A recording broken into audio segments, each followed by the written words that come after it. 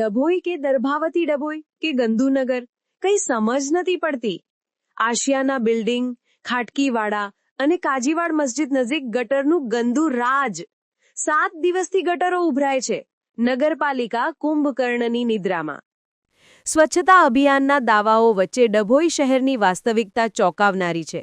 છેલ્લા 1 સપ્તાહથી શહેરના મુખ્ય વિસ્તારો જેવા કે આશિયાના બિલ્ડિંગ, ખાટકીવાડા અને કાજીવાડ મસ્જિદની આસપાસ ગટરની સમસ્યાએ માજા મૂકી છે.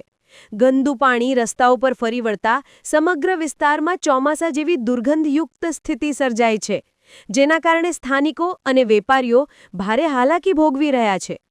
વહેલી સવારથી જ ગટરનું પાણી એટલા મોટા પાયે ઉભરાય છે કે પગ મૂકવાની જગ્યા નથી હોતી. મસ્જિદોમાં અવરજવર કરતા લોકોને અને મુસાફરોને આ ગંદા ગટરના પાણીમાંથી પસાર થવું પડે છે. પવિત્ર સ્થળની આસપાસ આવી ગંદકી હોવાથી લોકોમાં રોષ ફેલાયો છે. ગટરના પાણી અને તીવ્ર દુર્ગંધને કારણે ગ્રાહકો તે વિસ્તારમાં આવેલ દુકાનોમાં આવવાનું ટાળી રહ્યા છે. પરિણામે સ્થાનિક વેપારીઓના ધંધા રોજગારને મોટો ફટકો પડી રહ્યો છે. એક તરફ લગ્નગાળો નજીક છે ત્યારે ગંદુ પાણી સ્થિર થવાથી મચ્છરોનો ઉપદ્રવ વધી ગયો છે અને પાણીજન્ય રોગો તથા અન્ય મહામારી ફેલાવાનો ભય તોળાઈ રહ્યો છે. સ્થાનિકોનો આક્ષેપ છે કે ડભોઈ નગરપાલિકામાં વારંવાર રજૂઆતો કરવા છતાં કોઈ જ નક્કર કાર્યવાહી થઈ નથી. શું ડભોઈ નગરપાલિકાના અધિકારીઓ અને આ વિસ્તારના ચૂંટાયેલા સભ્યોને આ ઉભરાતી ગટરો દેખાતી નથી કે પછી તેમને ફક્ત ત્યારે જ સ્વચ્છતા દેખાય છે જ્યારે કોઈ રાજકીય નેતા કે ઉચ્ચ અધિકારી શહેરમાં આવવાના હોય?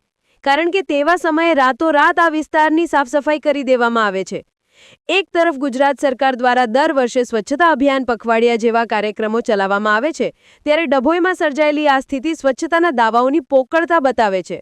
લોકોમાં ચર્ચા છે કે સ્થાનિક પ્રશાસન તાત્કાલિક ધોરણે આ સમસ્યાનો કાયમી નિકાલ લાવે અને પ્રજાને ગંદકીમાંથી મુક્તિ અપાવે તે અત્યંત જરૂરી છે.